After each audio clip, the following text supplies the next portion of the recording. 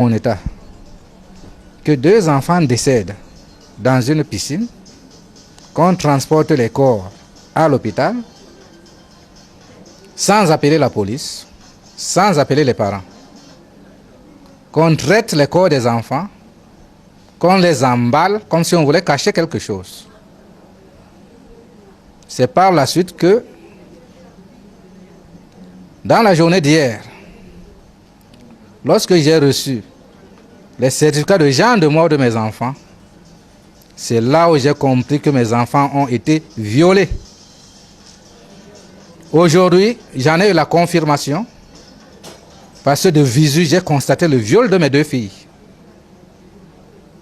J'ai eu une altercation sérieuse avec le commissaire du 12e arrondissement qui m'a appelé dans son bureau hier et m'a proféré des menaces. Je tiens que cela soit su. Il m'a proféré des menaces. Lui et moi, nous nous sommes séparés dans de très mauvaises conditions.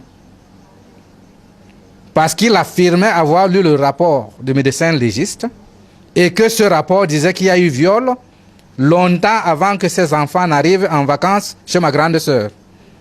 Ce que ne dit pas le rapport. Je me suis rapproché du médecin légiste qui m'a bien confirmé qu'il n'a jamais écrit cela dans son rapport. Alors ce commissaire est en train de vouloir faire des manipulations par rapport au décès de mes enfants. Ça ne passera jamais. Mes enfants ont été violés, toutes les 2, par la voie anale. Elles ont été sodomisées. Cela a été constaté ce matin. Mes enfants seront enterrés.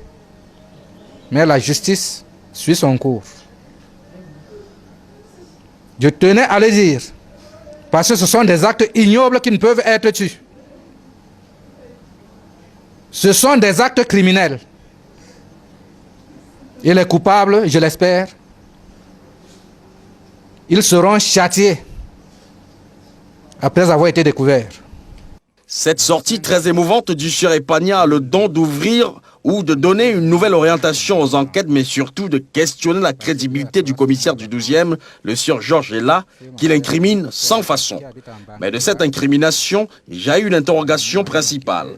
Quel est le nœud de la remuante discorde entre le sieur Epania et le commissaire du 12e en charge des enquêtes préliminaires en ces temps-là?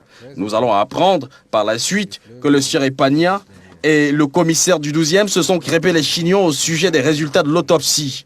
De sources bien introduites, les résultats de l'autopsie réalisés par le commandant médecin Fouda Bokolo révèlent que les fillettes sont décédées des suites de noyades et manœuvres anorectorales suspectes, dont les enfants auraient été sodomisés. Par qui? Question à 1000 balles. La question reste sans réponse.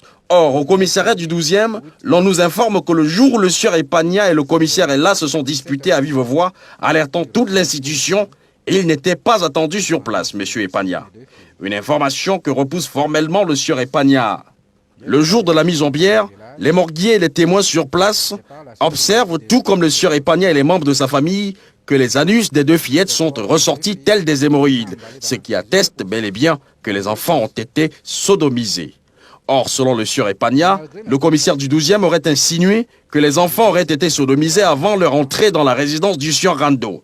Toute chose qui ne corrobore pas aux idées du sieur Epania, qui pense, lui, que ses enfants auraient été violés dans la résidence du sieur Rando.